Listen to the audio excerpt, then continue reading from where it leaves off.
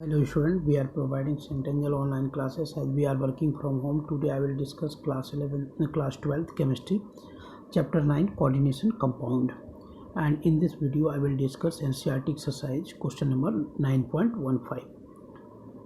Now you see the question 9.15. Discuss the nature of bonding in the following coordination entities on the basis of valence bond theory.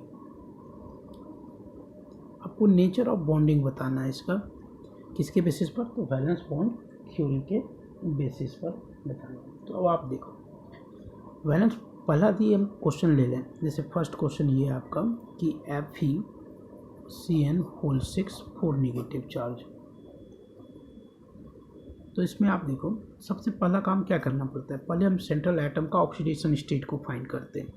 तो oxidation state क्या हो जाएगा? X -1 × 6, क्योंकि Cn पर एक negative charge है, equal to -4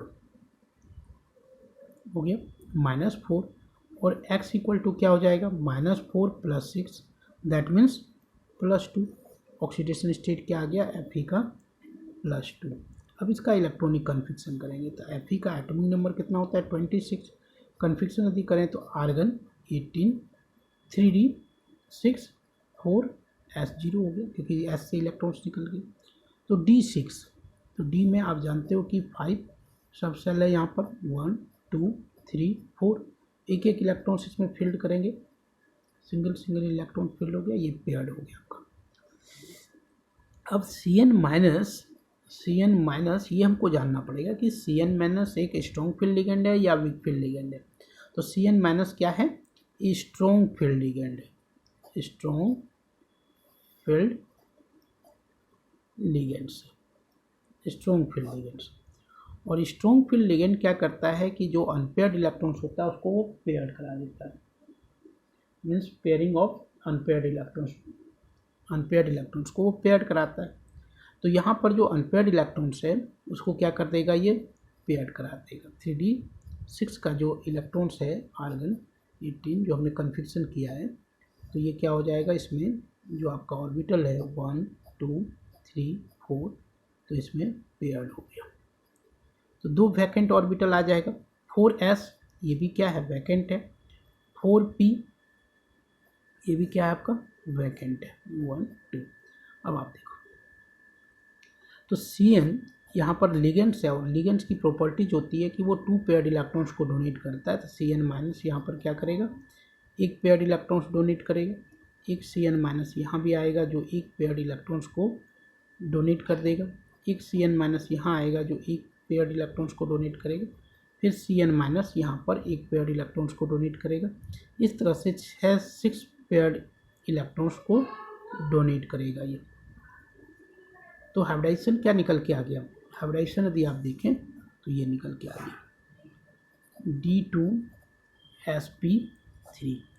इसको कहते हैं हम इनर डी ऑर्बिटल हाइब्रिडाइजेशन। इसको क्या कहेंगे? इनर डी ऑर्बिटल हाइब्रिडाइजेशन, क्योंकि D2 है, sp3 D2 नहीं, D2sp3 मतलब इनर डी को ले रहा है, इसलिए इसको कहते हैं inner d orbital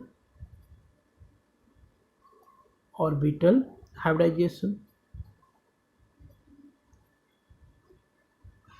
inner d orbital hybridisation. और इनर डी ऑर्बिटल हाइब्रिडाइजेशन में क्या होता है? तो इसमें लो स्पिन होता है। क्या होगा? लो स्पिन होगा। अब इसका मैग्नेटिक बिहेवियर यदि देखें तो ये क्या हो जाएगा आपका? डायमैग्नेटिक बॉडी होगा, क्योंकि नो अनपेयर्ड इलेक्ट्रॉन्स, इसलिए ये कैसा है? तो ये हो जाएगा डायमैग्नेटिक बिहेवियर दिखाएगा, डायमैग्नेटिक प्रॉपर्टीज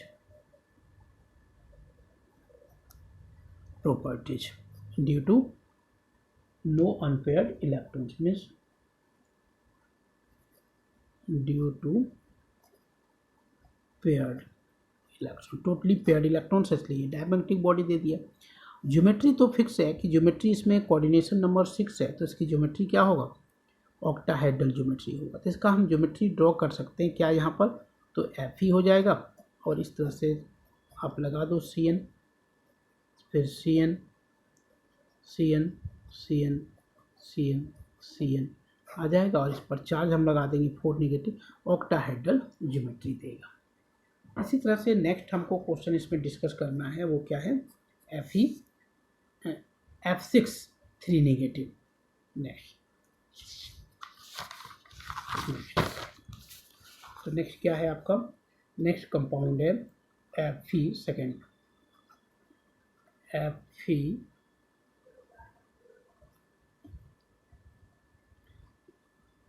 F6 और इस पर क्या है 3 नेगेटिव चार्ज। तो पहले ऑक्सीडेशन स्टेट निकालना पड़ेगा सेंट्रल आइटम का। तो हम ऑक्सीडेशन स्टेट यदि Fe का निकालें तो क्या निकल के आएगा, Fe को x मान लेंगे तो x -1 × 6, क्योंकि F पर एक नेगेटिव चार्ज होता है, इक्वल टू -3। तो x इक्वल टू क्या आ जाएगा, -3 + 6, दैट मीन्स +3। तो यहाँ पर Fe पर +3 चार्ज आ गया, ऑक्सीडेशन स्टेट आ गया +3। अब इसका कन्फिक्शन करें तो Fe3+ का कन्फिक्शन यदि करेंगे तो क्या हो जाएगा, आर्गन 3d5, क्योंकि 2 तो S से और 1 D से निकल गया इलेक्ट्रॉन्स, तो D5 हो गया। 4s में इलेक्ट्रॉन्स है ही नहीं, 4p में भी इलेक्ट्रॉन्स नहीं है, तो D का आप जानते हो कि ये 5 सब सेल होता है, 1 2 3 4, तो एक एक इलेक्ट्रॉन्स फिल्ड होगा, सिंगल इलेक्ट्रॉन्स यहाँ फिल्ड हो गया। 4s आपका वैकेंट है, 4p भी क्या है, वैकेंट है, 4p भी वैकेंट है। अब आप देखें तो ये कोऑर्डिनेशन नंबर क्या है, 6 है, तो इसको कितना पेयर्ड इलेक्ट्रॉन्स ये डोनेट करेगा, तो 6 पेयर्ड इलेक्ट्रॉन्स डोनेट करेगा सेंट्रल आइटम को। तो 6 पेयर्ड इलेक्ट्रॉन्स डोनेट करने के लिए इसको 6 ऑर्बिटल, वैकेंट ऑर्बिटल चाहिए। अभी ऑर्बिटल कितना अवेलेबल है, तो 1 2 3 4, इसका मतलब 4d भी हमको यहाँ ड्रॉ करना पड़ेगा। D5 है यहाँ पर, 1 2 3 4। अब आप देखो F- क्या है, F- जो है ये आपका एक वीक फील्ड लिगेंड है, लिगेंड से लिगेंड हो गई। तो वीक फील्ड लिगेंड होने के चलते ये क्या करेगा, आपको पेयर्ड नहीं करा पाएगा। It can not pair the unpaired electrons, ये पेयर्ड नहीं करा सकता है। तो जब पेयर्ड नहीं करा पाएगा तो इसके लिए क्या होगा, एक F- यहाँ आएगा जो इसको 2 इलेक्ट्रॉन्स देगा, फिर इस ऑर्बिटल को देगा। इस तरह से 6 पेयर्ड इलेक्ट्रॉन्स ये डोनेट करेगा। और हाइब्रिडाइजेशन क्या निकल के आएगा हमारा, तो हाइब्रिडाइजेशन निकल के आ गया sp3d2। यहाँ पर आप जो देख रहे हो वो 4d को यूज कर रहा है, इसलिए हाइब्रिडाइजेशन क्या निकल के आ गया, sp3d2 हाइब्रिडाइजेशन ले लिया इसने, sp3d2। इसको कहते हैं outer D orbital hybridisation, outer D orbital hybridisation. और outer D orbital hybridisation means क्या होगा, हाई स्पिन होगा, क्या होगा, हाई स्पिन इसका हाई होगा।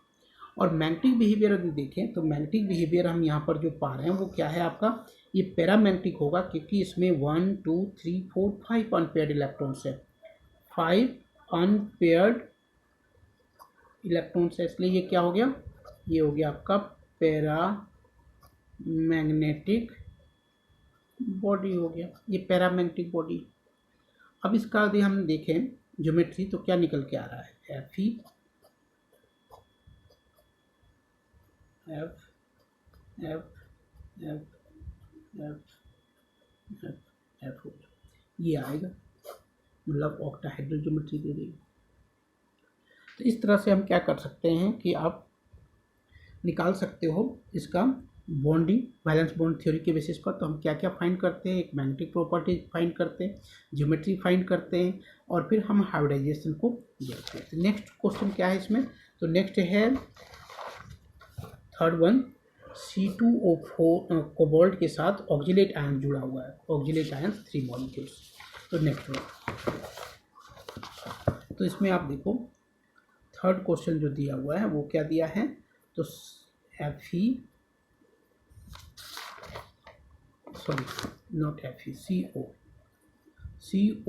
C2O4 थ्राइस और यहाँ पर 3- चार्ज दिया हुआ है। तो ये ऑक्जिलेट आयंस है। ऑक्जिलेट आयंस क्या है इसमें, ये डाइडेंटेड लिगेंड्स के अंदर आता है, इसको हम क्या करते हैं, डाइडेंटेड लिगेंड्स करते हैं, ठीक है। और इसमें फोर्थ क्वेश्चन जो दिया हुआ है वो है COF6 और इस पर नेगेटिव चार्ज क्या है, 3 नेगेटिव चार्ज।